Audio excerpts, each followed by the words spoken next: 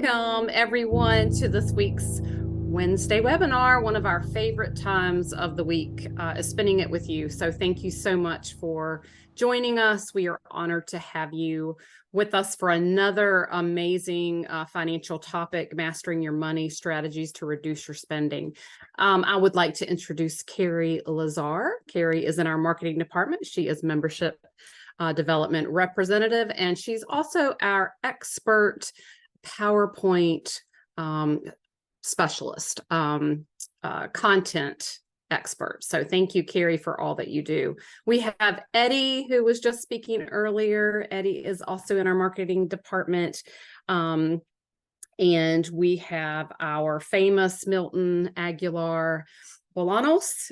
He is our membership development officer. I'm sure you all are getting very familiar with Milton. He's going to be presenting the webinar this evening. My name is Kim Fridley, and I'm the membership development analyst. So take it away, Milton.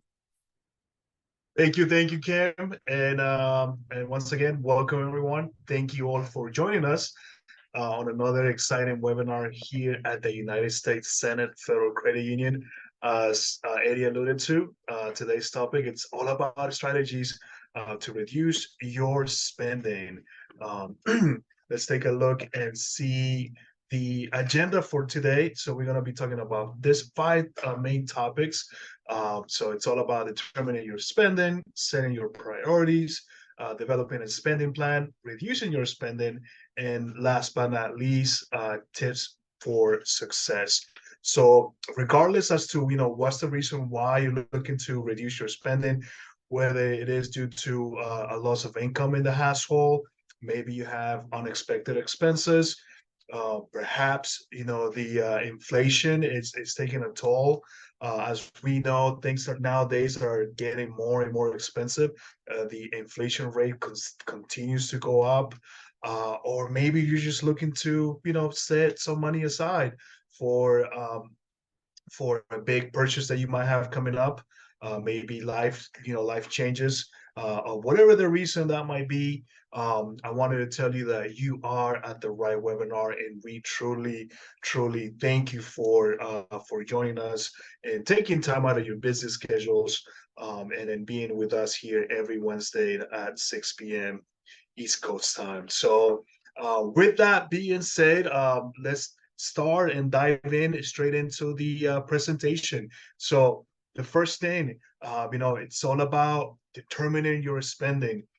So before we get into that, everyone needs to know how much money you need to reduce. So it is important to first have a clear picture of how much you're actually spending.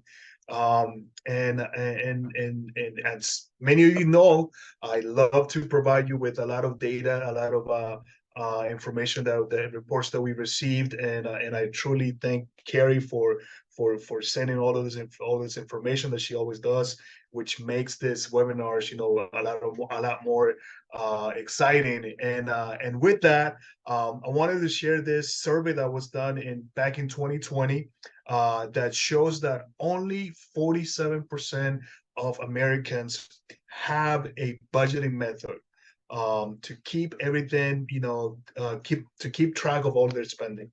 So that's less than half of the population. If you're like myself, I need to have a budgeting tool so that I'm able to stay in line and track with my money, so that I know where all my money is going to, and am I setting enough money aside for emergencies, for savings. I have a 3-year-old, so I need to make sure that I'm setting money aside, so that I can put money towards her education once it's time for her to go go to school. And I really, I don't know what I'll do without an actual budgeting tool. I know that other people, that you might be great, you might be very disciplined, and you can control yourself, and you can keep everything in line. And there's others too that, what, they like to use the term that I'm pretty sure you might have heard this once or twice, which is the YOLO. You only live once. So you kind of are a free spirit, and you like to spurge yourself, and spend money wherever you feel like it, and you're not really looking as to where everything is going. But again, depending on no matter what type of person you are, the most important thing that you need to do when you're looking to reduce the spending is to determine where everything is going. So in order to do that, one of the first step that you want to do is that you wanted to and we highly advise this, and that is that you wanted to commit to start tracking every dollar that you spend on a month. By you doing this, it's gonna be very it's gonna give you a clear picture as to where all your money is going to. You know, if you are serious about reducing your spending and start setting money aside for different purposes, in order for you to do that, you first need to start with this first step.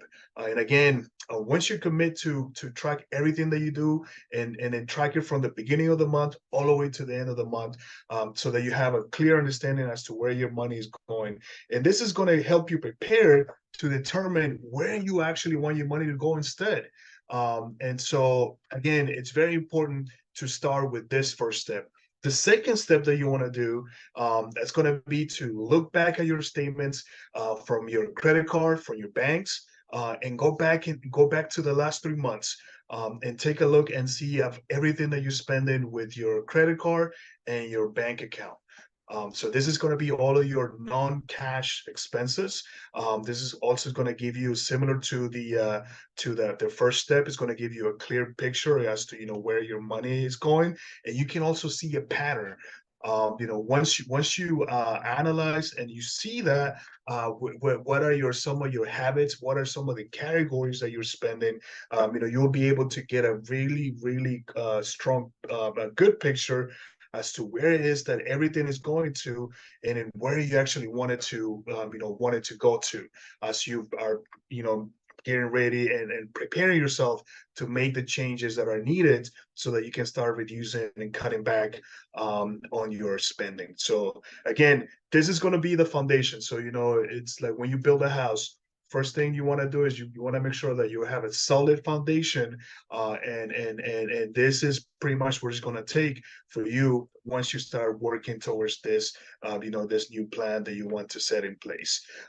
So with that being said, once you know what where your money is going, once you see the history for the last 3 months and look at every dollar that you're spending on a specific month, this is going to set you up for the next step, which is your priorities, right? So you need to decide what are your priorities and then where you actually want your money to be going into.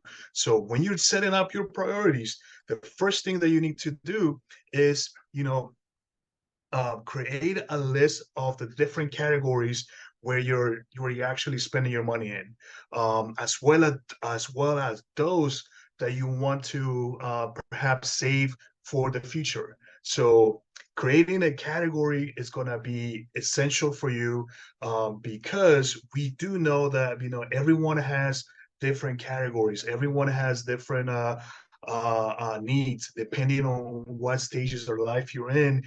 This is going to be different, but once you identify those categories, and we're going to go more in depth into this section here, but it is important that you list these categories where you're actually putting your money into. The next one is that you want to rank them, from the least important to you to what's most important. And the reason why we put a little the word "you" there in bold letters, and the little underscore line there, and that is because this is all about you. Do not let yourself be influenced by other people, such as your family, your friends, neighbors. Everyone has different priorities. I think that oftentimes people make mistakes with their finances, and it's all because they're trying to imitate something that another person is doing. And again, although you might be in the same career field, or might be receiving a similar income, but you just don't know exactly what is more important for the other person. So again, when you create a rank of the categories, and then put them from least to most important, you'll be able to again get that clear picture that we have been talking about, when you're making this adjustment, and you're looking to start creating a plan to reduce all of your spending. So with that being said, the next thing that you want to do, once you created your list, and you make the ranking from the least important to the most important, is that we want you to sleep on them.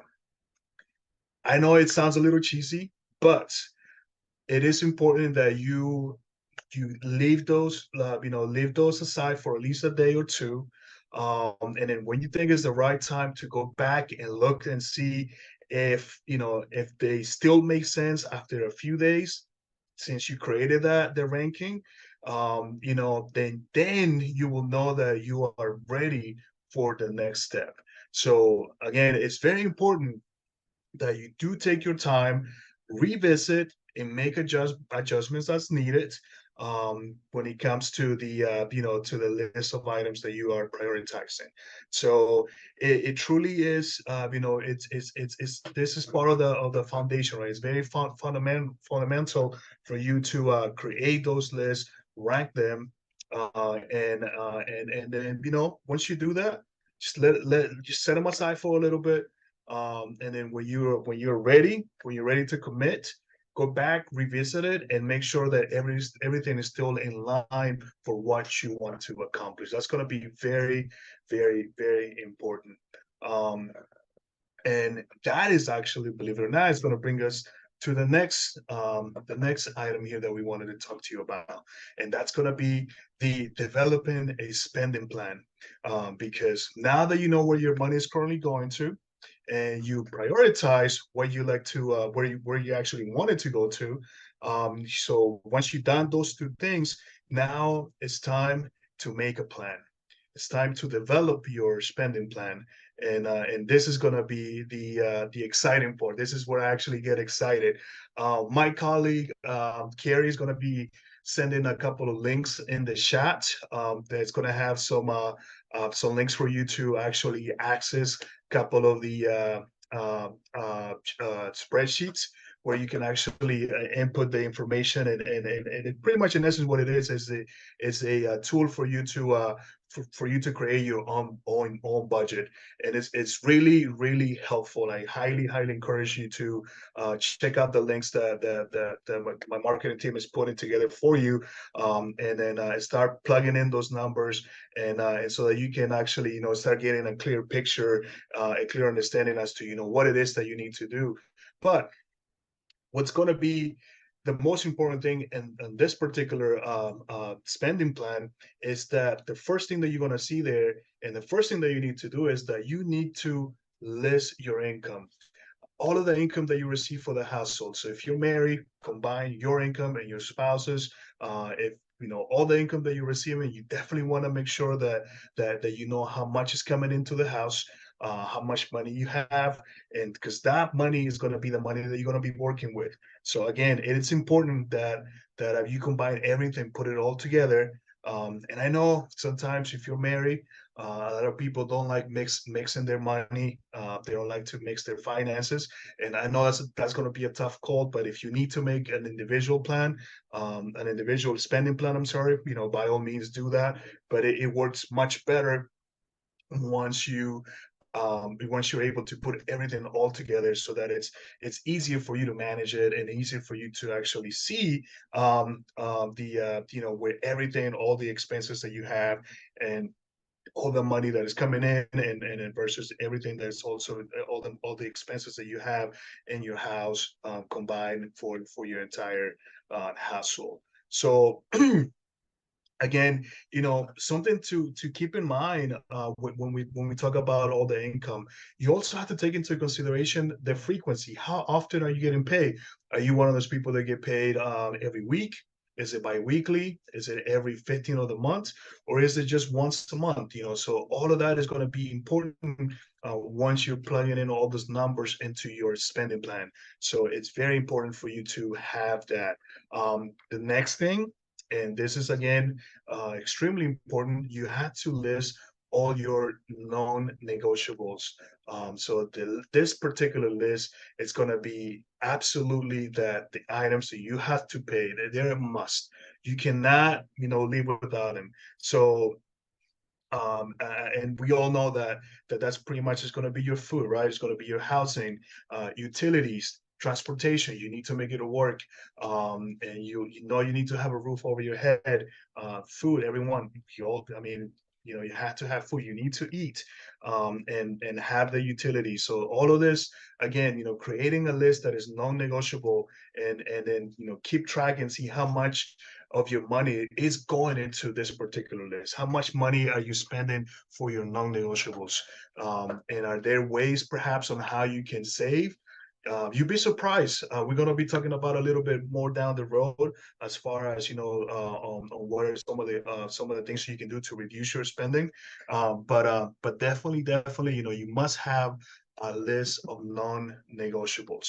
The the next thing that you want to do is that once you have your list of your non-negotiables, you want to allocate whatever you have available based on the list of priorities. So this is connected to what we were just talking about in the previous section. So once you create that your list from least important to most important, you'll be able to start moving your money around, and you'll be able to see and really come up and create a plan, and stick to it, and it's going to help you create a solid spending plan, what I like to call. So with that being said, once you start looking at the ranking that you created before, right, from the least important to the most important, and you will understand that your most important is pretty much is going to become your non-negotiables, right? So you're going to start from the top, and you're going to go all the way to the bottom, and then you're going to start realizing whether or not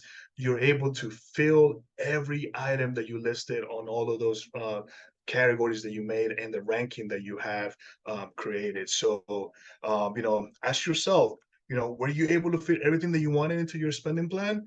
Are there areas for opportunities? Do you have, perhaps, are you coming up a little short, or do you have do you have a surplus that you might be able to create perhaps an additional list, just for, establishing a savings accounts for rainy days, right? So again, taking this steps when you're creating your spending plan, it's going to be very, very, very important. So with that being said, we want to get into the most exciting part, which is the reducing your spending. Because remember, if you don't reduce your spending, you may be looking for ways to perhaps get yourself in trouble. So you don't want to do that. So oftentimes, you might be surprised on how pretty much depending on the type of behavior that you have. But there are always ways for you to save money. And obviously it's going to take some compromising. It's going to take some, perhaps making some sacrifices, but trust me, if what you're looking to do is to reduce your spending so that you can have more money for other things, for other plans, for other projects, doing this is going to be essential for you. So with that being said, the reducing your spending, I'm sorry, the first thing that you need to do when it comes to this particular part is that you want to list the items that did not fit into your spending plan, and evaluate how important it is to you to be able to include them. So what is this saying? So again, you need to make a determination whether or not you really need those items.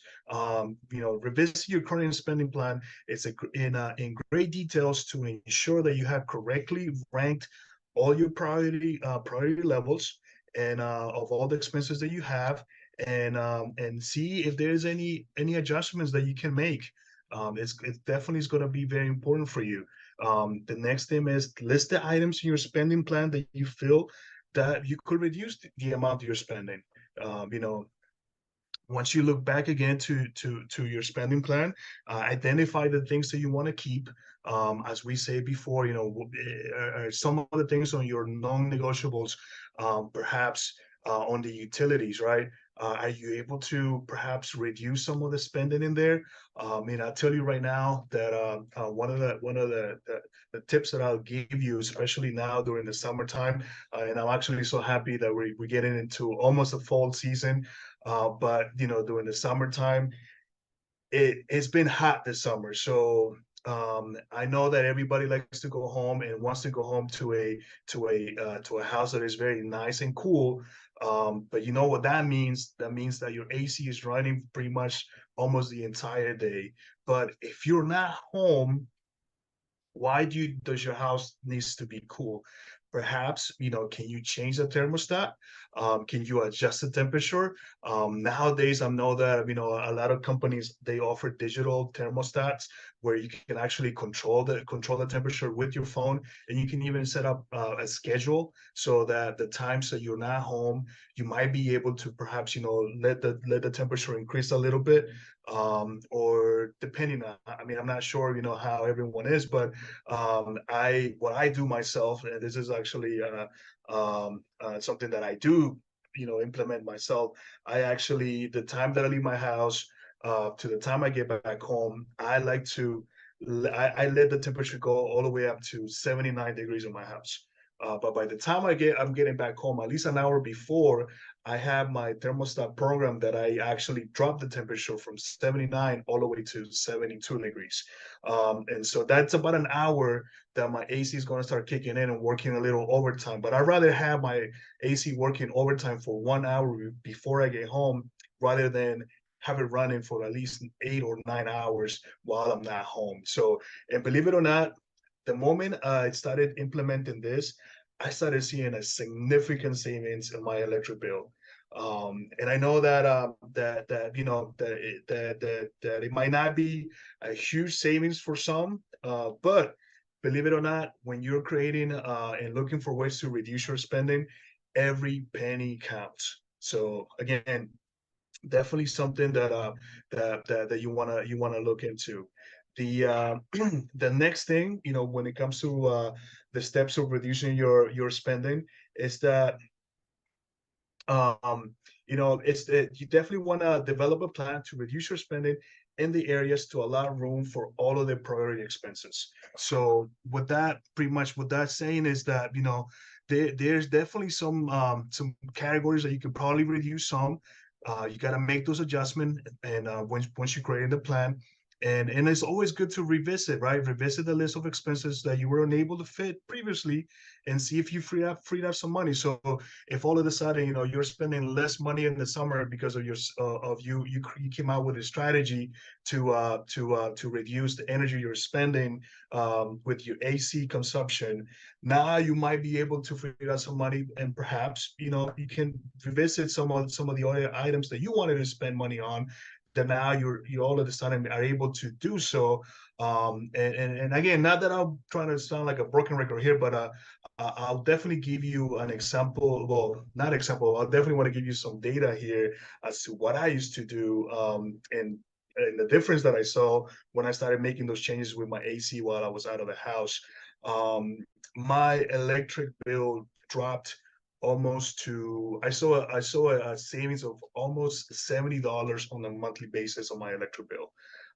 Again, for some that might not be a lot, but for me, you know what? Like as I said before, every penny counts. So I was actually able to use that $70 and put it somewhere else, in some of the items that I actually, you know, didn't fit before, but now because I found a way to reduce my some of my expenses, you know, I'm able to put that money into another area where it will actually be better for me. So again, you know, if you're not sure where to start when it comes to identifying the expenses that could be included, but you should be able to reduce. I want to give you some suggestions, and I'm sure you see this, and you are probably like, "Wow, man, this sounds very familiar." But have you realized that many of the areas in a budget that many people find themselves overspending, They all start with the letter C. So if you didn't know that, there's a reason why they call this the costly C's. So things like clothes, cars, coffee, cable, children expenses, convenience, cell phone. I mean, the list goes on and on and on and on. And of course, not everything on this list will be the items that you personally spend money on, or are areas where you can, adjust your spending. However, it is worth evaluating if any of this, if any of this makes sense for you, and perhaps maybe you can find ways to cut back and reduce some of the spending that you do. So that coffee that you buy at Starbucks every day, is it really worth it? Anywhere between $4 to $5 a day. If you're one of those people that maybe has 1 or 2 coffees a day, I mean, if you think about it, that will slowly start adding up. Cell phones. I know that Apple just recently introduced the new iPhone 15, which is going to be coming out, if I'm not mistaken, later this week or next week, if I'm not mistaken. And there's one thing for sure, that every time I see the prices of those new iPhones, whenever they come out, they seem to be getting more and more expensive. I mean, boy, I tell you. But do you really need to go and upgrade to the latest phone? Is the phone that you currently have, is it still working? Those are some of the questions that you definitely want to ask yourself when it comes to finding ways on how you can reduce your spending. The other thing that I definitely want to get into, and I know this particular area right here, I'm actually guilty of it. And that's what we call the subscriptions.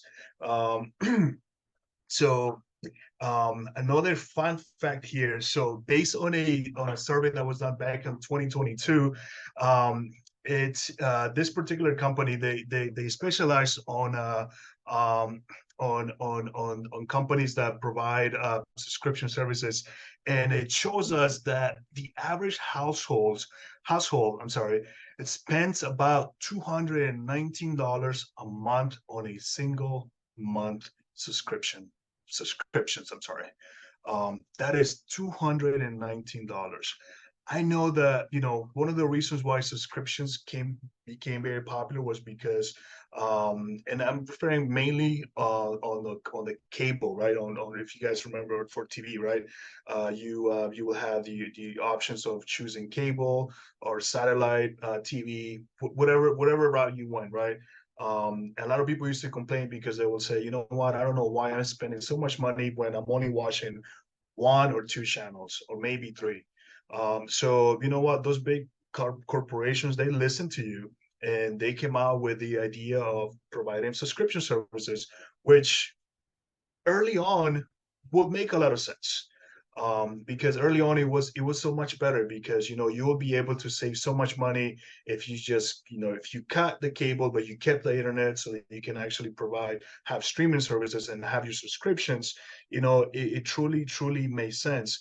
But nowadays you're starting to realize that maybe that really didn't matter anymore, because if you look back at the number of subscription services that are out there, I mean, let me just name a few for you. I'm sure you all are familiar with this, but Netflix, Disney Plus, ESPN Plus, HBO Max, Amazon Prime. I mean, again, the list goes on and on and on and on and on.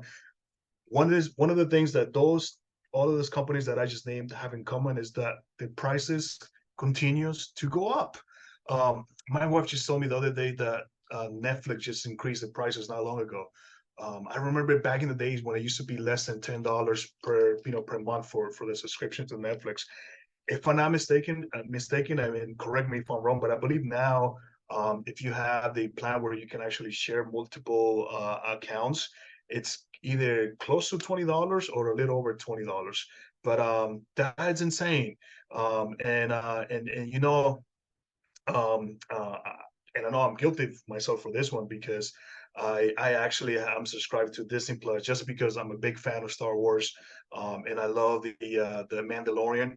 I'm sure you may or may not be familiar with that show, but I'm a big fan of it, and I'm subscribed to Disney Plus just because of the Mandalorian.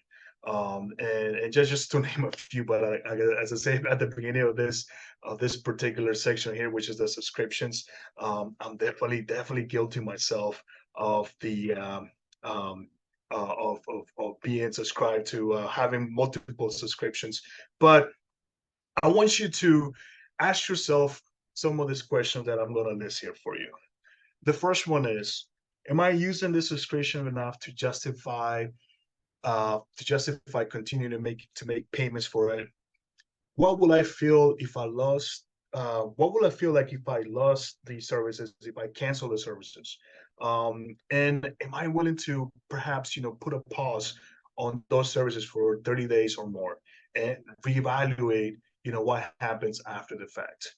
Um, as I was just saying before, one of the things that I said that I'm guilty is that, with Disney Plus, I mainly watch Disney Plus because of The Mandalorian. But if you are familiar with that show, you know that Mandalorian, they have a new season every year, but that season only runs for about, if I'm not mistaken, it's about 10 or 12 episodes, which is it equals to about 3 months. Um, do I need to keep Disney Plus for 12 months when I'm only actually watching it for 3 months? Or am I just giving away my money, pretty much throwing the money away for free? Because quite frankly, besides The Mandalorian, I'm not really watching or using Disney Plus. I mean, don't get me wrong, I love their cartoons and everything. And my daughter actually is going to Disney this weekend, so I'm a little jealous for her. But is it worth it for me to to keep that subscription? So that again, that would be an opportunity for you to perhaps start making some changes. And if there is something that you have, if there's a particular subscription that you have, give it a try. See what happens if you just put a pause for 30 days.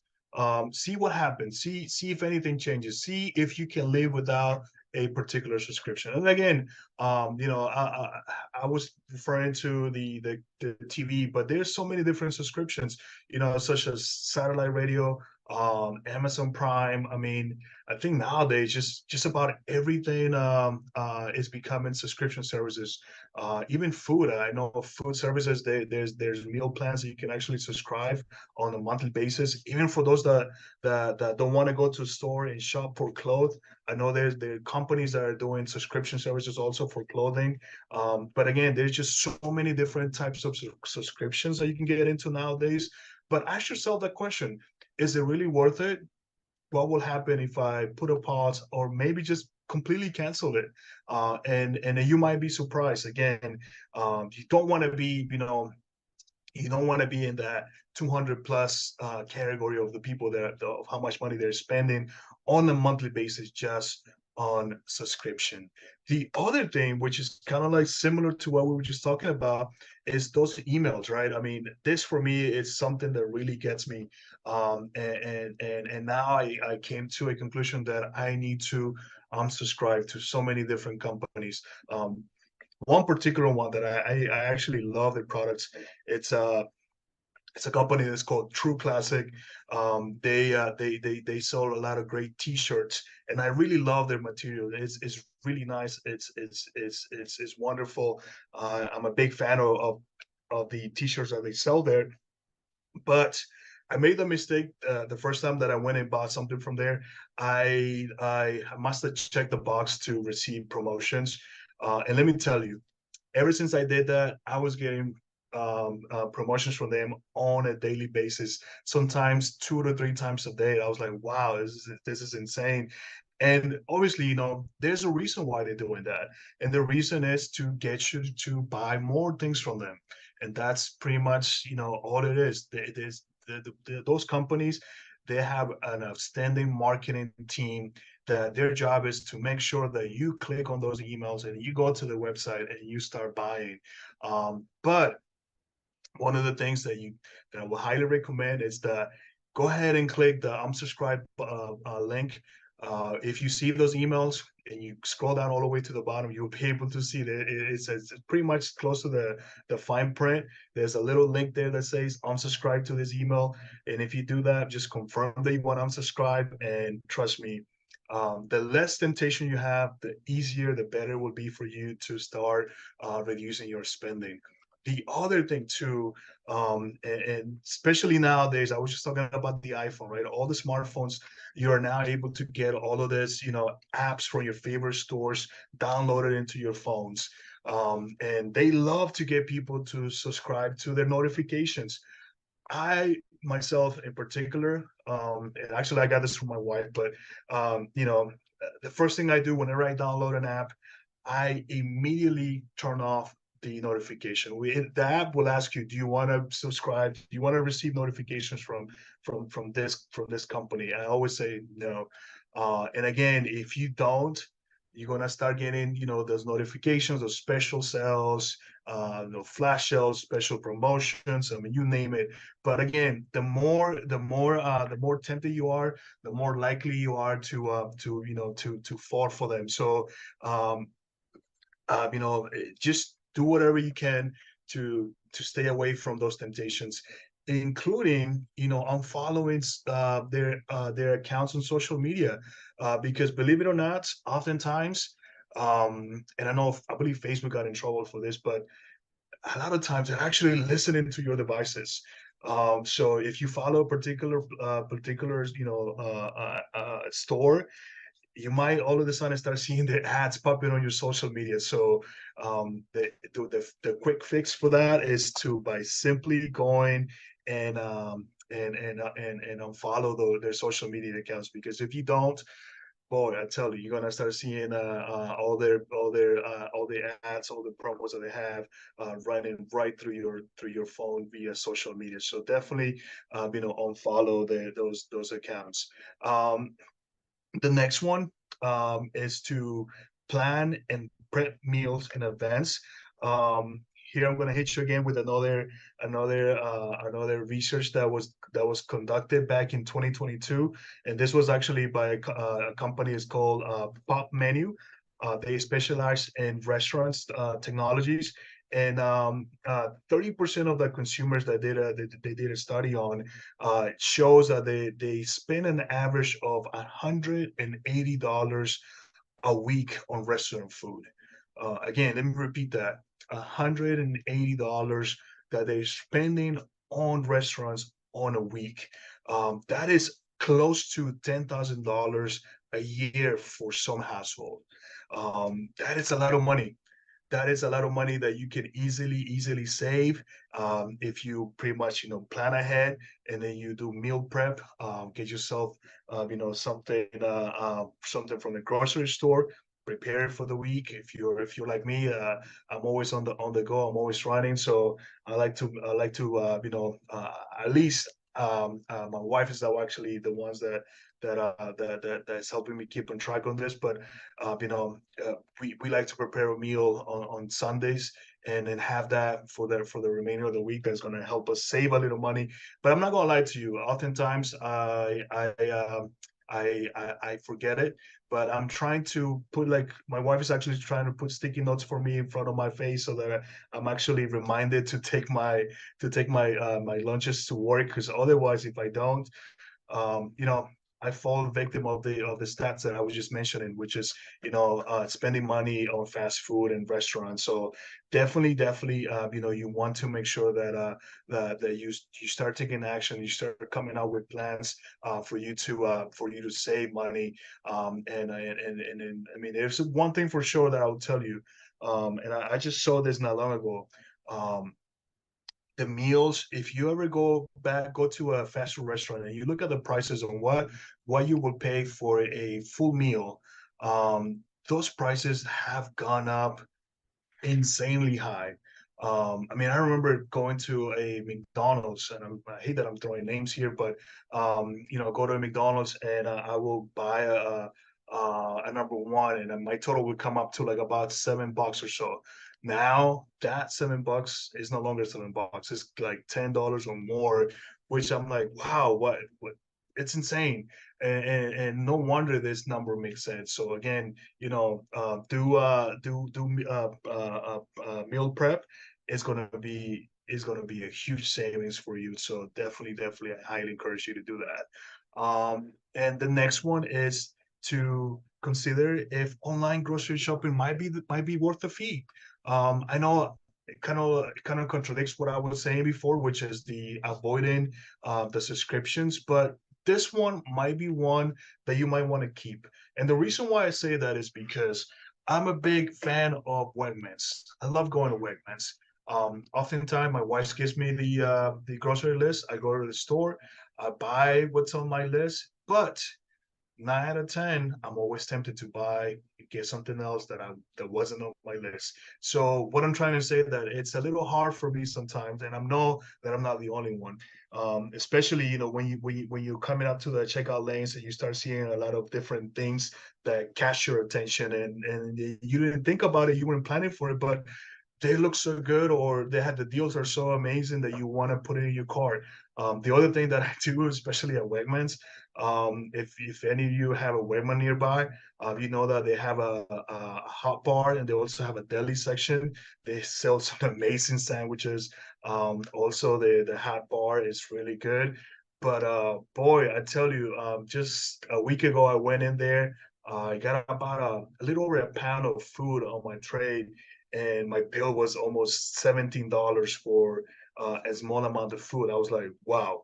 So what I'm trying to say that I could have saved that money if I did my shopping online rather than going in person. Just because, again, the stores, they want you to spend money, and they're looking for ways to to if you're weak like me, trust me, I'm sure, like I said, I don't think I'm alone on this one, but yeah, maybe looking into the online grocery shopping might be the way to go. So again, something to keep in the back of your mind. So with that being said, before we wrap up this presentation, definitely want to give you some tips for success. You know, because we talked about where your money is going, what are your priorities, once you prioritize, where you actually want your money to be going into, and then you're creating that plan, right? You're creating your spending plan. So and now it's time for you to put everything into action. You want to create an action plan to start implementing everything that you have created. So with that being said, the first thing that we want to look into is ease into big changes. So don't try to do everything we discuss all at once. You got to go easy. Some of the changes that you identify, they might be small and easy to implement, while others might take a little more time, and perhaps you got to change your lifestyle to make those adjustments.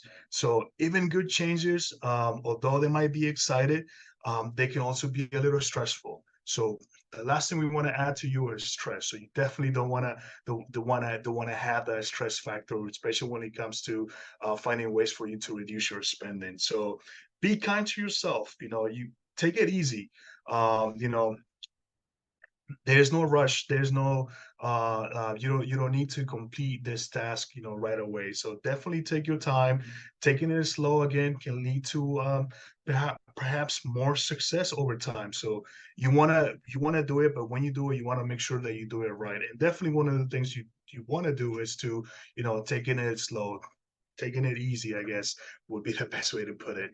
The other thing again is that make sure that you have a plan in place and reevaluate your spending plan, and adjust it, make changes as needed. Determine make a determination as to what is working and what isn't. So if something is not working, let's try something different. And perhaps you got a promotion, now you're getting more income coming into your household. So make those adjustments when into your spending plan. That's definitely going to help you. The other one too is to give yourself some grace. If you have experienced some bumps on the road, you gotta give yourself grace. So everyone has no one is perfect.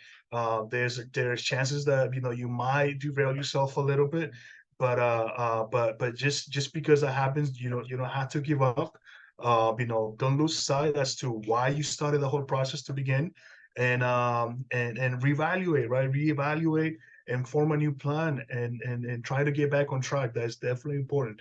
Never give up. You always got to give be positive when you're making all of these changes. And again, you know, continue to review your financial priorities every year. I sit with my wife at the beginning of the year and we go over our budget, and then we make adjustments as needed. So sometimes, we have different plans, so different goals, different trips that we want to take for vacation. Whatever it is the case, you always want to make sure that you're reviewing and looking at see your priorities, if anything's changed, and make adjustments as needed.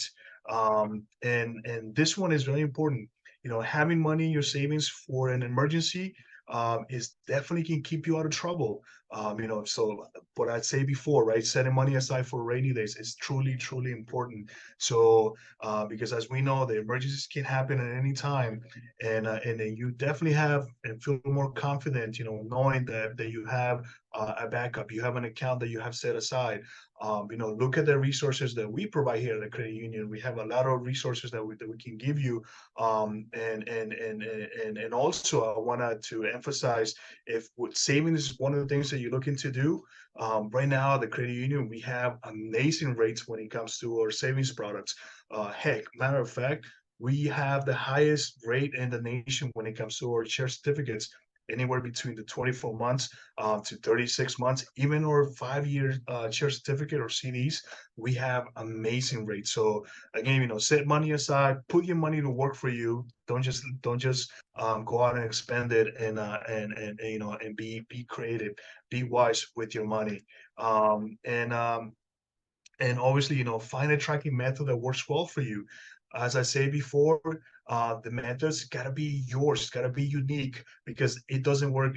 The same method will not work for everyone. Sometimes it does, sometimes it doesn't. So you need to make it unique. You need to make it your own.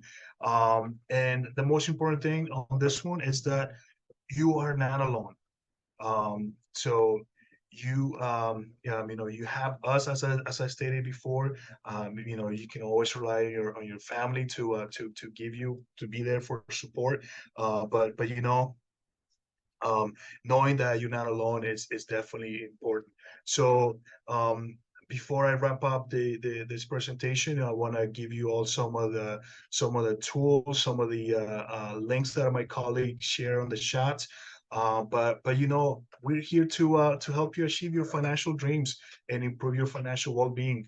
As I mentioned in the past with different presentations, we do have a green path. We have a financial advisor that can sit down with you, and all of this is to you. We provide this to you at no cost. This weekly Wednesday webinar that we're doing is definitely an amazing tool. We also have financial education center that we have on our website, ussfcu.org, that you can find so many great resources. But know that, again, that you're not alone. You have the United States Senate Federal Credit Union to help you achieve your financial goals. With that being said, I know this has been a long presentation. I'm going to stop it here for now, and I'm going to open it back to our panel. Eddie, Carrie, and Kim. Milton, thank you very much. As usual, an amazing job. Great presentation, especially nowadays that things are going up with the food industry, the subscriptions and things like that. So the fact that you gave us some tips on how to save money, that's very appreciated. And personally, I learned something new. Now I gotta watch if I want to keep ESPN or YouTube Plus or whatever it is. So it always comes down to if you want it or if you need it. And like he was saying, it's emphasizing your priorities. So we do have a question on the chat, and I believe USSFCU Marketing, aka Carrie, I think she's typing, but I think she would like to answer live. And the question is, how do we connect with a USSFCU financial advisor? Carrie, take it away.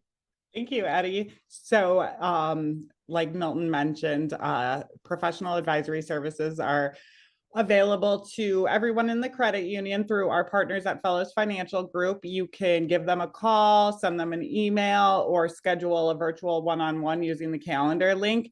And I put the guy you connect with, his name will be Michael, but through Fellows Financial Group, their webpage on our website, I put that link in the chat, and from there you can find his phone number, you can find the link to his calendar.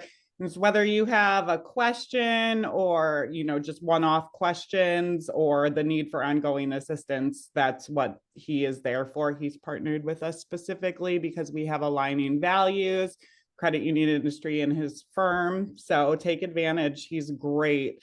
You'll really like him. Definitely. He has done a few presentations for us as well, both virtual and live. So like Kerry was saying, he has great knowledge, great experience, and he will guide you to whatever goal is that you want to accomplish. And like Milton was emphasizing, everybody has different needs, everybody has different goals. So just because something works with one person, it doesn't mean that it might work with you. But of course, that's why we have our financial advisors to give you specific advice that will be tailored for you to your financial needs. Now is the time to type any questions that you may have. I do have a anonymous question. This person doesn't want to reveal their identity, and of course, we'll be respectful of that. And it's for anybody on the panelists. So I struggled with credit cards before, but I do want to keep a credit card open due to the fact that I want to, increase my credit score. Will cutting off a credit card completely reduce my expenses? Or do you recommend me to have a credit card with a minimum balance? Anybody on the panelists that would like to answer that one?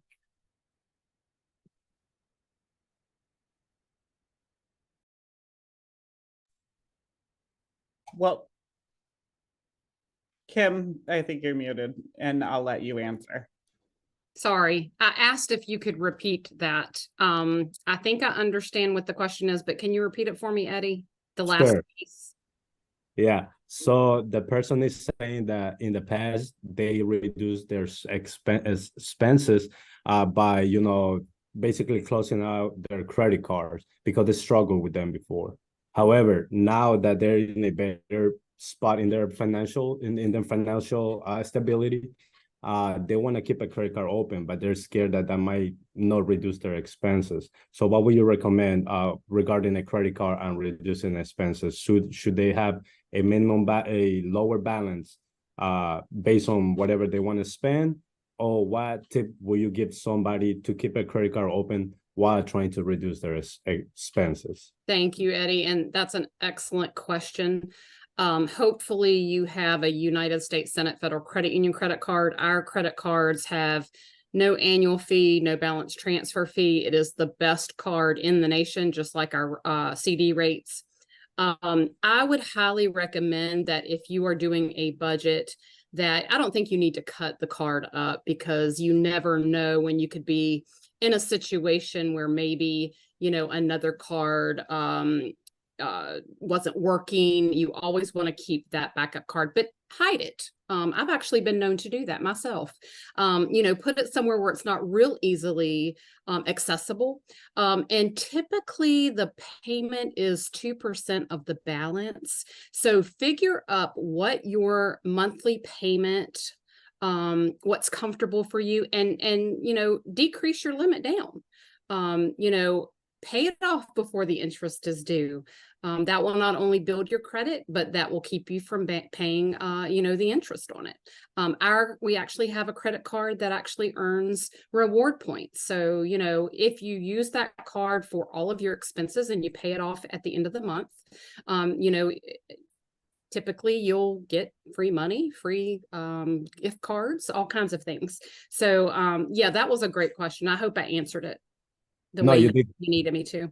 You did great, Kim. I believe that's what the member was trying to, get the advice. But I believe, like you were saying, if you lower your balance based on you trying to reduce your monthly expense, I think that's a great tip. Another tip that Kerry's saying is freeze it in the freezer. Haha, knee slapper, so. No, for real, my dad used to do that. You put them in a coffee cup of water and stick them in the freezer, and then you have to think about it while it melts. I'm surprised. I thought that was pretty common. No, that's a good one. That's great. I think it comes with what Kim was saying, putting it away. If it's in the freezer, I mean, hey, you might think about it even 3 times. Like, I really want to unfreeze my credit card. So I think, that's a great tip as well. I have a follow-up question based on what we were talking about credit cards. So one of our attendants is saying, I attended that credit card, information webinar. And Carrie, have you done anything with those points that you earned, or are you still accumulating them? The people are wanting to know answers, Carrie. The public wants to know. I spent some of the points, I think like 16,000 to get reimbursed for those travel expenses that I used in the example. But right now I'm doing for our marketing department a Visa benefits guide, putting together all of resource for all the cardholder benefits that come with the Visa cards that we offer. And there's some great ones. So in addition to the rewards program, we look forward to sharing that with you. We're going to have a whole webinar of how Carrie spent those points. So everybody stay tuned. We're going to have her presenting that one. Like, I did 1,000 points here, 1,000 points there. So just stay tuned. Everybody's coming. And bonus points for Christmas season too. So Arthur, our boss, just made that call today. All right, perfect. So everybody wait for the holiday season. As you know, here at the Credit Union, we always have new promotions coming up, based on the season. If it's spring, if it's summer, and now with, winter time coming, like Milton was saying, and like Carrie was emphasizing the holidays. So just stay tuned, because we're gonna have some information now regarding the holiday promotions. Milton, somebody was, very intrigued about what you were saying about not eating out, because this person has been eating out a lot. So how many times in a week should a person eat out? That's what the question that they have. The answer is 0, Eddie. 0. But but no, it truly is, it's definitely important, because and as I said, I was what I was saying during the presentation, I'm actually guilty of it myself, because that $180 that a person spends on a week, that's a lot of money. But at some point myself, I was actually spending more than that, believe it or not. And this is actually before I got married. So luckily my wife was able to train me up a little bit. So I have reduced that spending big time, more than half, to be honest. But with that being said, we're not saying that you shouldn't treat yourself, but just be very mindful, especially if what you're looking to do is to reduce your expenses. Eating out will definitely be, for me, would be one of the best and easiest task for you to complete, just because it's so easy to replace it with just meal prepping, or just going to the grocery store, right? And then buying food. And like, for instance, I myself, I love cold cuts. And you know what, and again, I'm going to name another company, but I'm a big supporter of Jersey Mike's. Their turkey sandwiches and provolone, they're the best.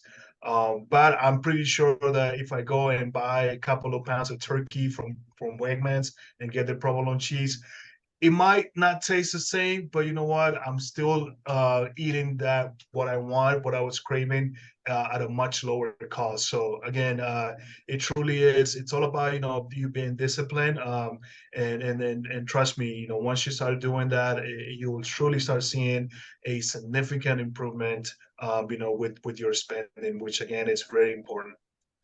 Yeah, one of the things, just to add to that, is when we eat out, like, we try to make it an experience, right? So when we do eat out, so like if I'm with my son, we go to like a family-centered restaurant, and it's always like for a special occasion, or try to support a local small business or something like that. So perfect. And then we want to be mindful with people's time. If anybody has any questions, please feel free to send them out. But I do have one more last question, in case anybody else doesn't have any other questions while we answer this question.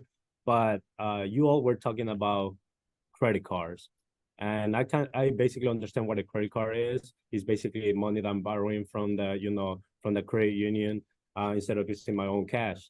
but somebody mentioned before to me a line of credit. What is the difference between a credit card and a line of credit? Or can you explain what a line of credit is and how does it work? Anybody?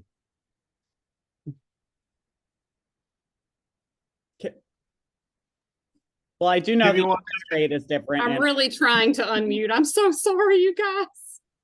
So typically a line of credit is going to be a higher interest rate. Typically your I know the credit cards here have a lower interest rate than our lines of credit do.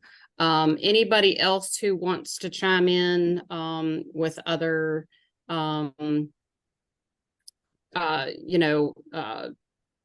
line of credit versus a credit card? I think it's one of the differences is the way you access the cash. Like you don't get a card with the personal line of credit, so you can't just swipe it. And then obviously a personal line of credit doesn't come with all the cardholder benefits that I'm writing about now, but for real, like purchase security or those kinds of things, travel or reimbursement or whatever it might be, the benefits aren't there. Yeah. They And both, just- go ahead. I was just going to say, just to piggyback too, I mean, a line of credit, I will mainly use it from, well, at least myself, the way how I like to propose it. And whenever I'm having a conversation with our members, think of it more as of sort of like an emergency backup plan, right? Have something just set on the side. Because as Carrie mentioned, a line of credit does not come with an actual, it's not plastic, it's not anything. It's just going to be connected to your checking account, but it's definitely going to be on your online banking, so you'll be able to transfer funds as needed. But definitely because of the rates might be a little higher than what you probably see on a credit card. I highly recommend that you perhaps just use that and have it there just for emergencies, right? But obviously if you can use a credit card, and the credit card is going to give you more of the protection that Carrie was talking about, and especially now that we're running the 10 times the points that we're going to be running here very soon. It's definitely might be a better choice to go with a credit card, but everyone is different. That's one of the things that I talked about during this presentation. Not everyone is the same, and everyone has different priorities. Everyone is going to be and also depending on the stage in life that you're in, but it's all about you, right? So you is highly important. So know your situation, assess the situation, know where you stand currently with your finances, and once you do that, like I say, you can explore and look at all of the options that you have and see what is more beneficial to you and your family. So that would be my advice to that. And with that being said, I think it's already 7:05 here on the East Coast, of course. We want to be mindful of people's time. We just want to say thank you for everybody that joined us this evening. We appreciate each one of you. Carrie, as usual, amazing answers, great content, great links on the chat. Milton, you did your thing with the presentation, sir, as usual. And Kim, great answers to our questions as well. So with that being said, next week, we're going to have another exciting Wednesday webinar. And then with that being said, I think that's it. Thank you very much, everybody, for joining. And that's all I have for you all. Have a great night and take care. Thank you. Remember, Everybody. 529 accounts next month with Michael from Fellows. Next week at 3, Michael's doing it at 3, so we won't be meeting in the evening, but 529 plans in honor of College Savings Month next Wednesday, 3, hosted by Michael Schimmel. All right. Bye. All right. Good night, everybody. And one last thing, if you call that 800 number for the contact center, option 7 to talk to Kim. All right. Bye-bye.